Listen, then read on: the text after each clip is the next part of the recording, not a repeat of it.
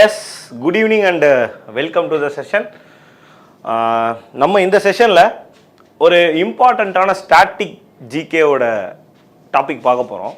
அது static GK அப்படின்னு சொல்கிறத தாண்டி சப்ஜெக்ட்லேயுமே அது one of the important topic தான். என்ன அது எக்கனாமிக்ஸில் வருமா ஜாகிரஃபியில் வருமானதே ஒரு பெரிய குழப்பமாக இருக்கும்.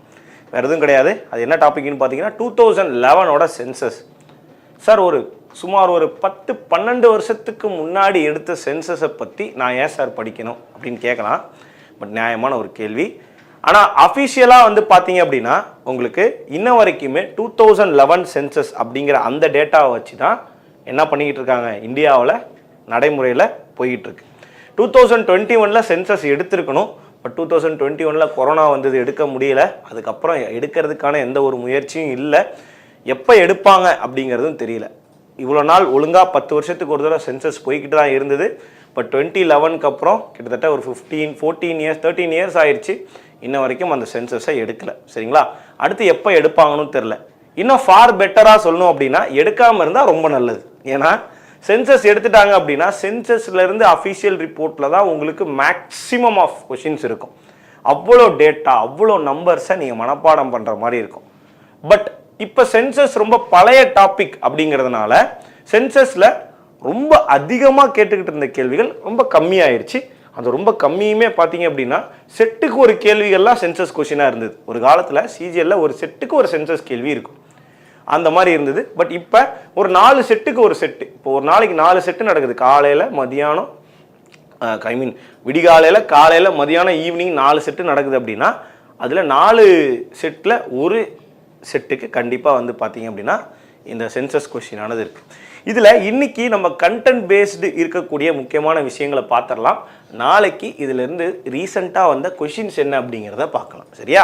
ஸோ எப்பயுமே நம்மளுடைய விஷயம் அப்படி தான், கண்டென்ட் தனியாக பார்ப்போம். அதை படிக்கிறதுக்கு ஒரு நாள் டைம் இருந்துட்டு நாளைக்கு அதோட கொஷின்ஸை பற்றி நம்ம டிஸ்கஸ் பண்ணுவோம்.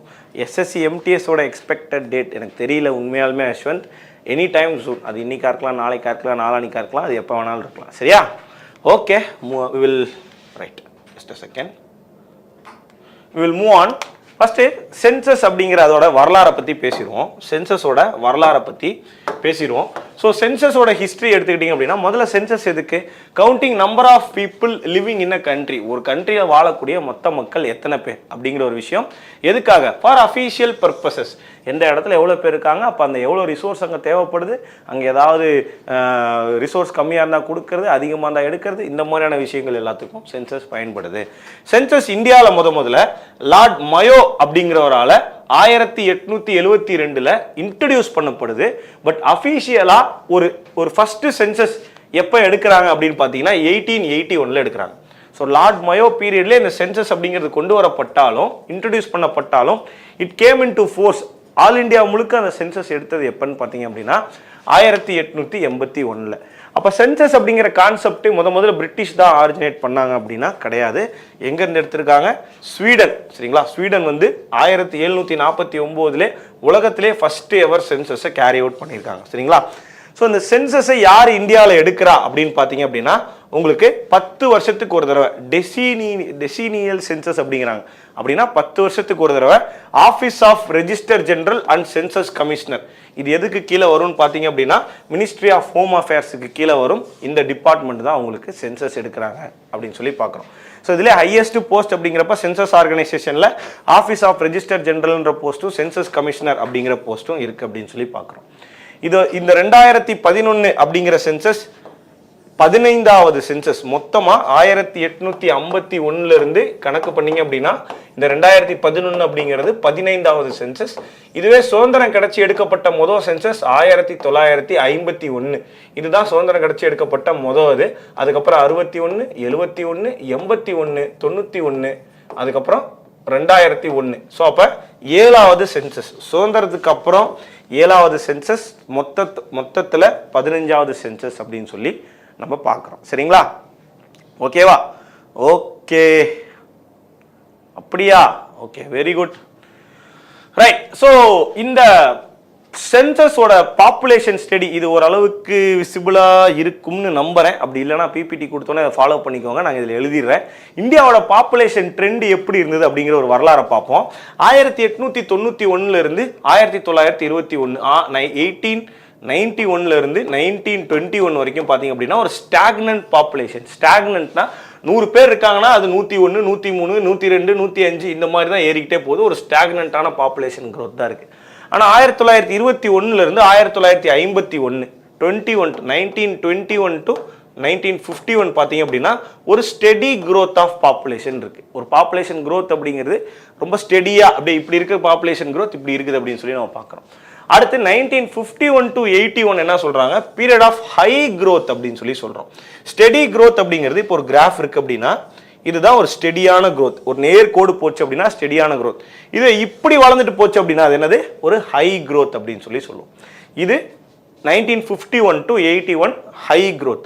அதுக்கப்புறம் 81 டு 2011 வந்து பார்த்தீங்கன்னா டிக்ளைனிங் ரேட். சென்சஸ் என்ன ஆகுது, குறைய ஆரம்பிக்குது அப்படின்னு சொல்லி சொல்கிறாங்க. அதாவது டிக்ளைனிங் ரேட் அப்படின்னா இப்போ சிம்பிளாக சொல்கிறேன், இப்போ 1981 100 பேர், 81 வேணாம், 1951 100 பேர் இருக்காங்க.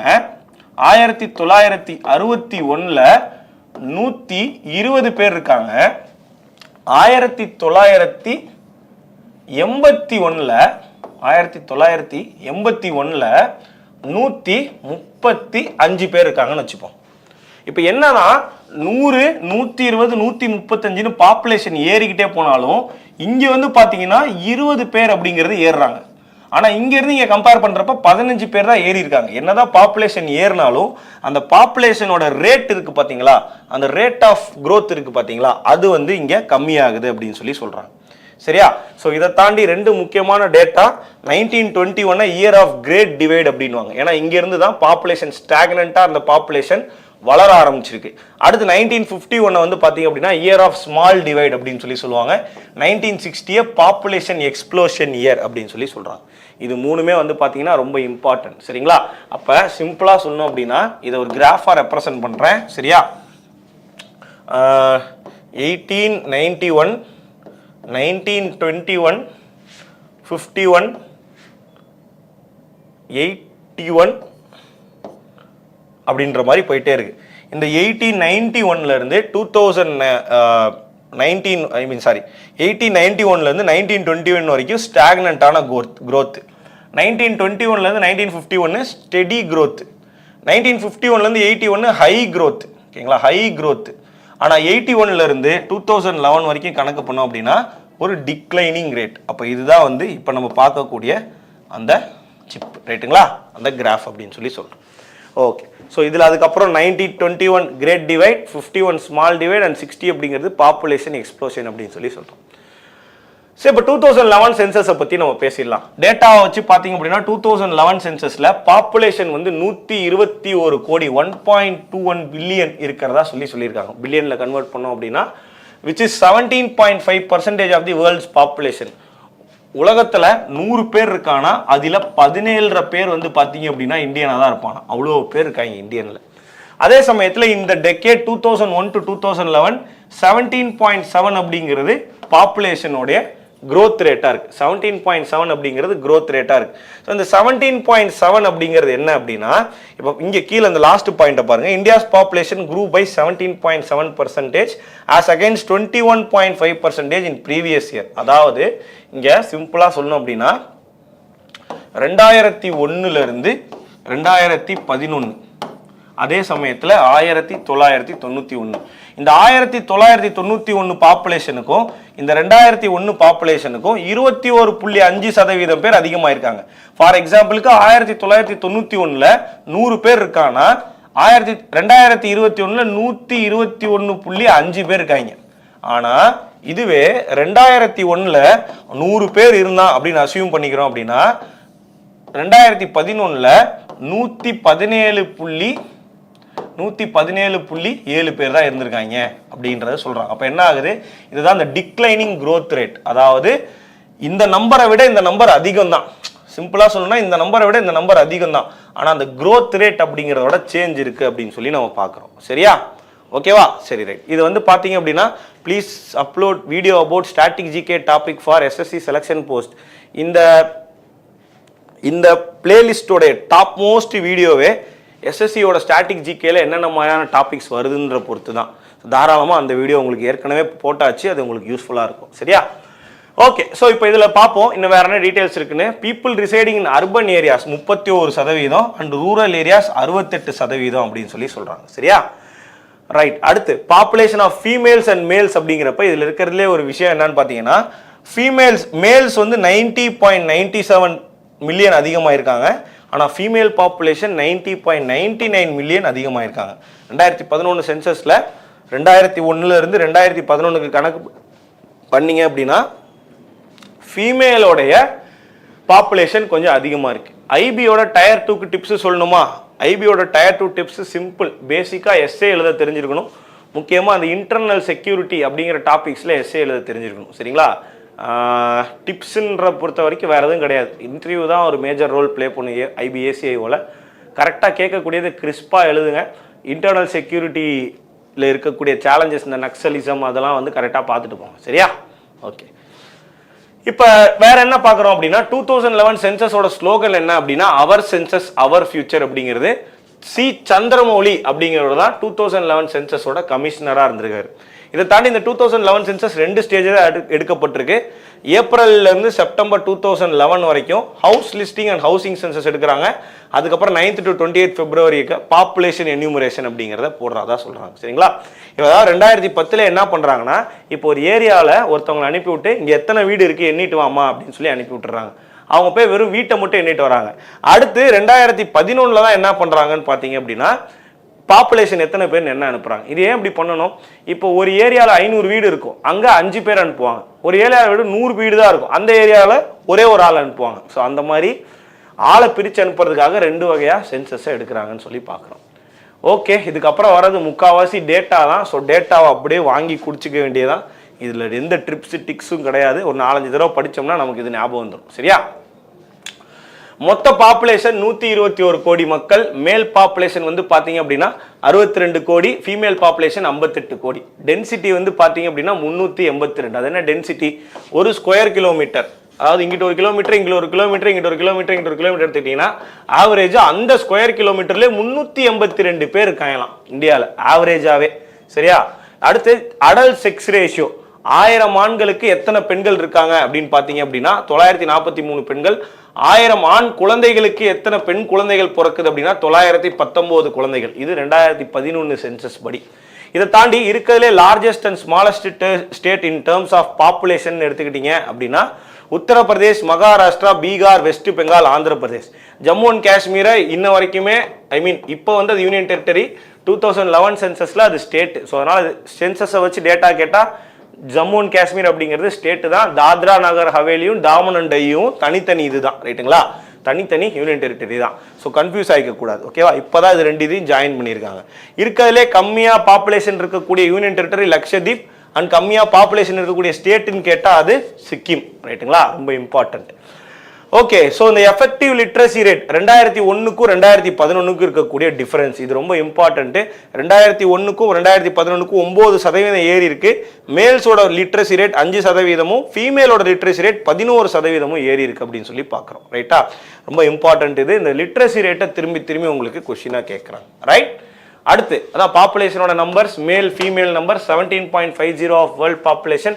மோஸ்ட் பாப்புலேட்டட் ஸ்டேட் உத்தரப்பிரதேஷ் 19 கோடி. லீஸ்ட் பாப்புலேட்டட் ஸ்டேட் சிக்கிம் 6 லட்சம். லிட்ரஸி 74.04. 100 பேர்த்துல 74 பேராவது படிச்சிருக்காங்க. மேலில் 82 பேரும், ஃபீமேலில் வந்து பார்த்தீங்கன்னா 65 பேரும். இது வந்து இம்ப்ரூவ்மெண்ட்டை தான் காட்டுறமே தவிர டோட்டல் ஃபிட் லிட்ரஸியோட நம்பர்ஸ் இந்த இடத்துல இருக்கு. ஸோ இந்த நம்பர்ஸை படித்து நீங்கள் ஞாபகம் வச்சுக்கலாம். ரைட்டா?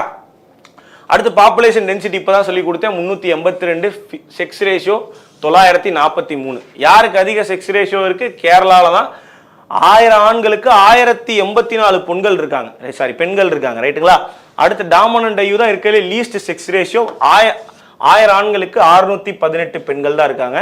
அதே சமயத்தில் பில் அப்படிங்கிற ட்ரைபல் குரூப் தான் இருக்கிறதுலே லார்ஜஸ்ட் ட்ரைபல் குரூப்பாக அறிவிக்கப்பட்டிருக்கு. சைல்ட் செக்ஸ் ரேஷியோ ஏற்கனவே பார்த்தது 919. Census commissioner Chandramouli recorded negative growth அப்படின்னு சொல்லி நம்ம பார்க்கணும். சரியா? இதை தாண்டி டிஸ்ட்ரிக்டா எடுத்தீங்கன்னா 640 டிஸ்ட்ரிக்ட் இருந்திருக்கு, 5942 சப் டிஸ்ட்ரிக்ட்ஸ் இருந்திருக்கு. இதெல்லாம் வந்து இந்த விஜயகாந்த் படத்துல வர மாதிரி தான், இவ்வளவு இருந்திருக்கு இவ்வளவு இருந்திருக்குன்னு கேட்டது கிடையாது. பட் 640 டிஸ்ட்ரிக்ட் அப்படிங்கறத ஒரு தடவை கொஸ்டினா கேட்டிருக்காங்க. சரியா? ரைட். இருக்கலே லார்ஜஸ்ட் யூனியன் டெரிட்டரி 2011 சென்சஸ் படி அந்தமான் நிக்கோபார் தான். பட் இப்போ எதுன்னு கேட்டா லடாக் தான் இருக்கலே லார்ஜஸ்ட் யூனியன் டெரிட்டரி, அதை மறந்துட வேணாம். அண்ட் அப்படியே ஸ்மாலஸ்ட் யூனியன் டெரிட்டரி அப்படிங்கிறப்ப லக்ஷதீப், லார்ஜஸ்ட் டிஸ்ட்ரிக்ட் அப்படிங்கிறப்ப கட்சி, ஸ்மாலஸ்ட் டிஸ்ட்ரிக்ட் அப்படிங்கிறப்ப மாஹே. இதெல்லாம் இன் டேர்ம்ஸ் ஆஃப் ஏரியால சொல்லியிருக்காங்க. டிஸ்ட்ரிக்ட் சென்சஸை ஏரியாவா மென்ஷன் பண்ணியிருக்காங்க. பாப்புலேஷனை வச்சு நம்ம பின்னாடி பார்ப்போம். So state with highest literacy Kerala, state with lowest literacy Bihar. ரைட்டுங்களா? லிட்ரஸி ரேட் முடிஞ்சுது. State with highest sex ratio Kerala, lowest sex ratio Haryana. Highest population density Bihar, lowest population density Arunachal Pradesh. Highest literacy rate எந்த டிஸ்ட்ரிக்ட்ல இருக்குன்னா சர்ச்சிப் அப்படிங்கிற டிஸ்ட்ரிக்ட்ல மிசோரம்ல.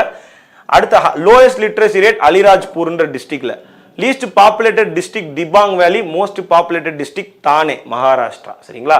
எல்லா ஃபேக்டையும் ஒன்னா இணைச்சு கொடுத்துருக்கேன். ஒரு தடவை படிச்சுட்டு கொஸ்டின் ஆன்சர் பண்ணீங்கன்னா ரொம்ப ஈஸியா இருக்கும். Right. So largest union territory area wise எடுத்துக்கிட்டீங்க அப்படின்னா ஆஸ் பர் 2011 சென்சஸ்ல போட்டிருக்கேன்.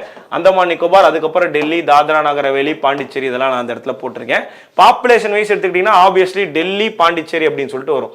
ஸோ இது வந்து யூனியன் டெரிட்டரி ஏரியா வைஸ், இது பாப்புலேஷன் வைஸ் அப்படின்னு சொல்லி பார்க்குறோம்.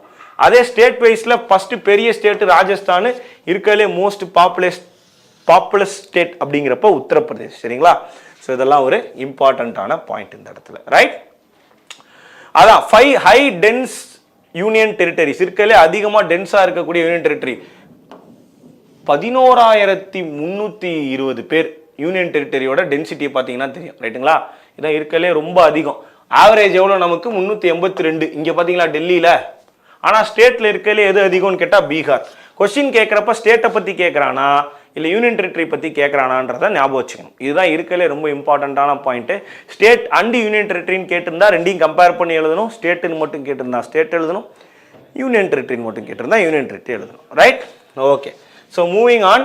மெட்ரோ எடுத்துக்கிட்டீங்க அப்படின்னா டெல்லியை விட அதிகமாக ஒரு மெட்ரோவில் இருக்கான். அது எங்கன்னு பார்த்தீங்க அப்படின்னா 2011 சென்சஸ் படி மும்பையில் தான் இருக்கலே ஆட்கள் அதிகம் அப்படின்னு சொல்லி சொல்கிறாங்க. ரைட்டா? அதை தாண்டி செக்ஸ் ரேஷியோ இன்னும் கொஞ்சம் டீடைல்டாக கொடுத்துருக்கேன். 943 இந்தியாவுக்கு, கேரளா ஹையஸ்ட், ஹரியானா லோயஸ்ட்.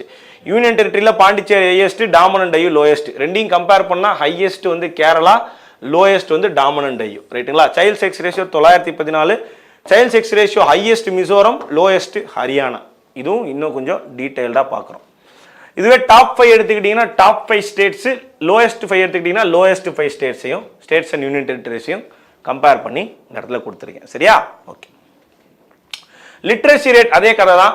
மொத்த லிட்ரஸி ரேட் 74%. மேலு ஃபீமேலு, ஸ்டேட்ல ஹையஸ்ட், ஸ்டேட்ல லோயஸ்ட். இது யூனியன் டெரிட்டரியில் ஹையஸ்ட், யூனியன் டெரிட்டரியில் லோயஸ்ட். அப்போ இருக்கலே ஹையஸ்ட் இது, இருக்கலே லோயஸ்ட் இது. ரைட்டுங்களா? Both comparing states and union territory. இதுவே top literate states, top 5 states இந்த இடத்துல நான் கொடுத்துருக்கேன். ரைட்டுங்களா? ஸ்டேட்ஸ் அண்ட் யூனியன் டெரிட்டரிஸை இந்த இடத்துல கொடுத்துருக்கேன். நீங்கள் இதை பார்த்து படிச்சுக்கலாம். ரைட்டா? ஓகே. மொத்த கம்பைலேஷன் இந்த இடத்துல இருக்கு. Top 2 and bottom 2 states and union territory சேர்த்தே கொடுத்துருக்கேன். Top 2 in literacy states Kerala and Lakshadweep, bottom 2 Bihar and Arunachal. Population Delhi and Chandigarh, bottom 2 Arunachal Pradesh and Andaman. அடுத்து செக்ஸ் ரேஷியோ கேரளா, பாண்டிச்சேரி. இது கேரளா ரொம்ப ஈஸியா இருக்கும். லிட்ரஸி ரேட்டும் கேரளா தான், செக்ஸ் ரேஷியோவும் கேரளா தான். ரைட்டா?